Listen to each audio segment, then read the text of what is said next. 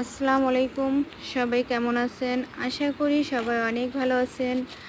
আজকে আমি তৈরি করছি সবার ফেভারিট দুধ চিতই পিঠা। আর এই পিঠাটা প্রায় মানুষেরই অনেক পছন্দের। এই শীতের মৌসুমে প্রায় প্রতি বাড়িতেই এই দুধ চিতই পিঠাটা তৈরি করা হয়। এই কারণে আমিও আজকে হুট করে তৈরি করে ফেললাম, কারণ এখানে শীতটা একটু ভালোই শীত পড়েছে। এই কারণে প্রথমে আমি দুধটা অনেক ভালোভাবে জাল করে নিয়েছি।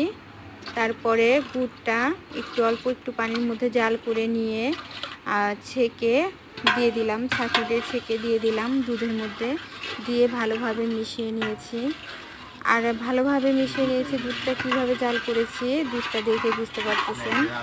আর অনেক সুন্দর সর পড়ে গেছে, লেয়ার পড়ে গেছে দুধের। আর সবচেয়ে বড় কথা পিঠাগুলো আগেই আমি ভেজে রেখেছিলাম, আর সেটা এখন এই দুধের মধ্যে ডুবিয়ে দেব, যাতে সারা রাত রেখে দেব, যাতে এই পিঠাগুলো অনেক ভালোভাবে রসগুলো ঢুকে যায়। এই কারণে ভেজে রেখে দিচ্ছিলাম, সেগুলো ডুবে দিলাম। আর সকালে রেডি হয়ে গেছে আমার পিঠাটা, দেখেন কেমন হয়েছে।